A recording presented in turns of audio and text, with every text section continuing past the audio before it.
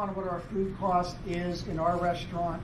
We don't always have the choice. We're being told by whatever, unless we own the place, right? And then we can justify whatever we want to do because we're paying the bills. Right? You do what you want. Yeah.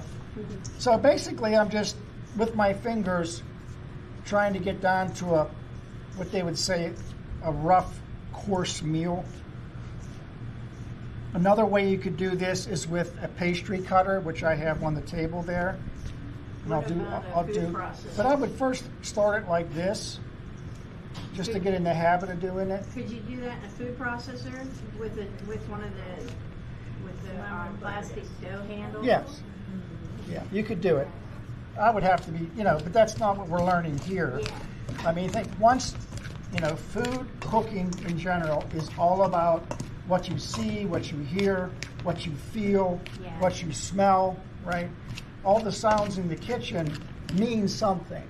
All the smell, every sense is involved with it. And if I'm in my kitchen and it's a busy night, and I hear, what it sounds like whenever water hits oil?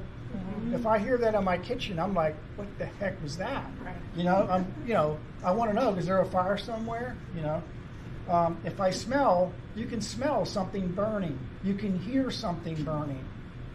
So all those different senses come into play. So next thing I have to do is add my liquid. See how coarse that is? There's big chunks of butter in there still. Now I'm going to add my liquid to that and just slowly start mixing that in. Use a finger?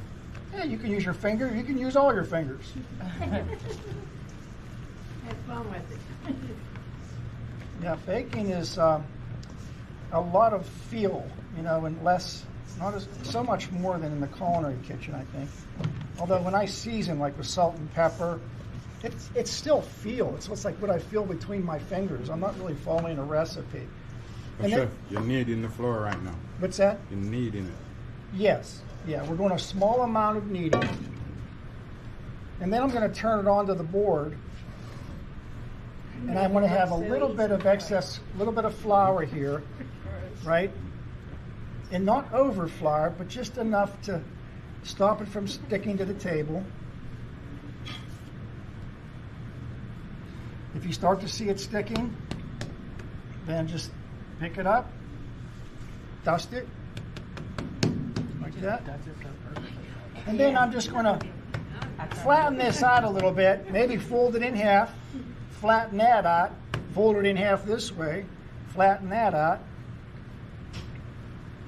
and just fold it over, the opposite direction, basically. It is a 6 to 10 times? That's what your book says. I think where we're at is probably good. Nothing's too stuck here. And then I'm going to take my rolling pin, put a little bit of flour on that. Myself a little bit of room. Very, very lightly. Make sure it's not sticking at this point or you'll have trouble getting it off of your, after you cut your biscuits, you'll have trouble getting them off. And then what happens is,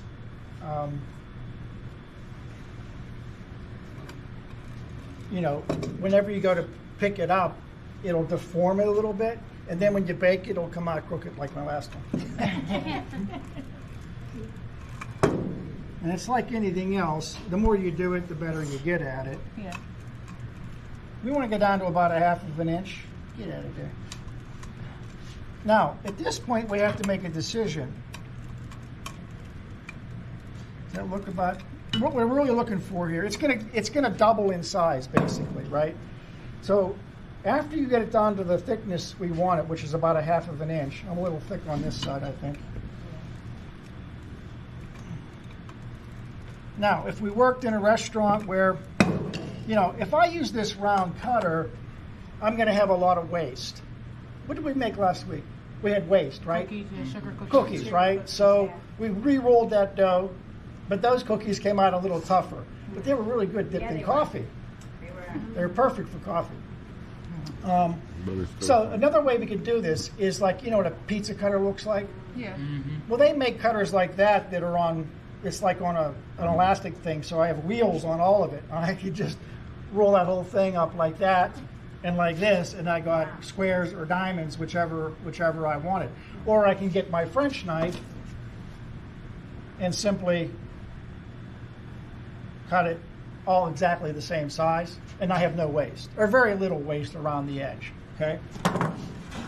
With this amount of dough, I think you're gonna need at least this size pan, okay? You can put these side by side. You don't really have to space them out. If you put them side by side, they don't brown at all on the edges. If you want the edges to get a little tinge of brown, you can separate them a little bit, okay? But what you don't want to do is twist. You just want to kind of push down and up, and that's it, okay? And just get as close to each one as you possibly can.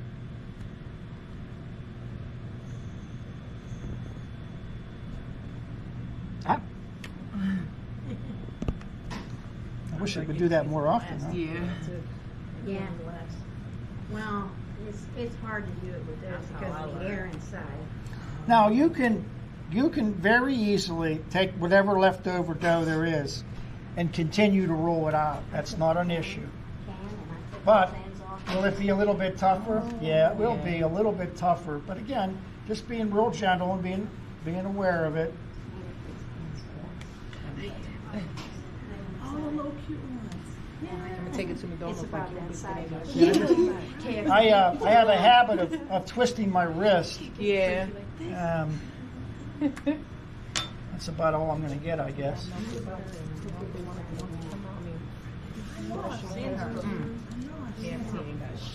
going to try just for the hell of it. But that's good. Game over. She the one that cooks the pasta too. She cooks all. I think I didn't do a great job at making it even. Right here.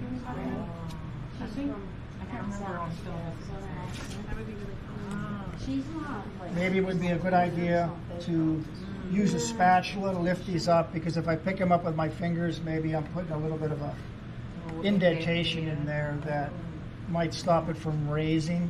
Yeah. Like when we work with puff pastry, that's really, really, You're doing an amazing job. well, I don't know about that. I think I'm doing an okay job. If we had a pastry chef in here, you'd see the difference, trust me.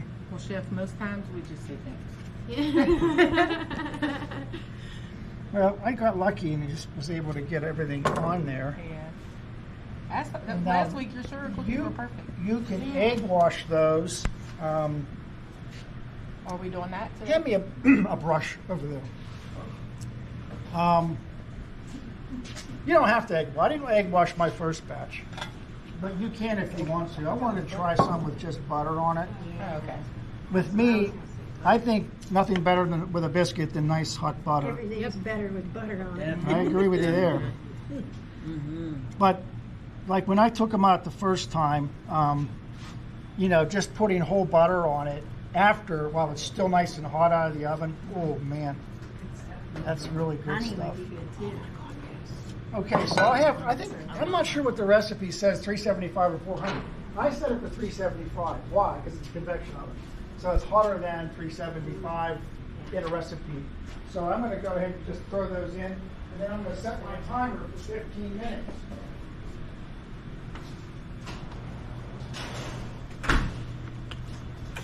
And then when they come out, we can all test the taste of it. So, I want every table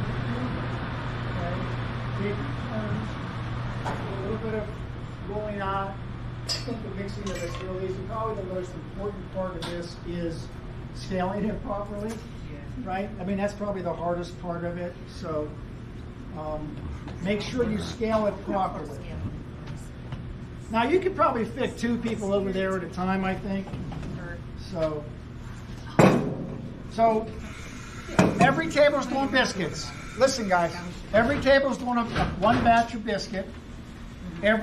You're doing Creaming method? blueberry, chocolate chip. Okay? Another question, another point. Listen. Blueberries. When do I put the blueberries in my mix? At the At end. the end, you fold them in. At the end. You put them in the cup and then you put the. I don't like my blueberries on the bottom. You don't fold them So at the end? you can mix it with your flour. I just went off. They're frozen blueberries. They're in that freezer right there on the top. Okay? When you're measuring out your flour, then take out your blueberries and toss those two things together. Okay?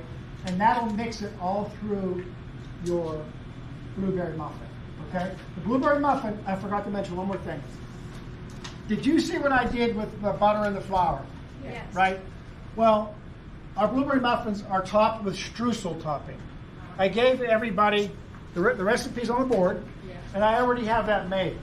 Okay, this is the same kind of topping you would see on a Dutch apple pie.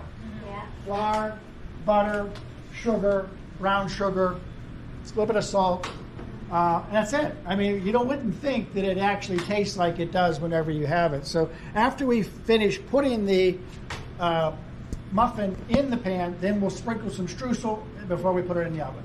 Okay?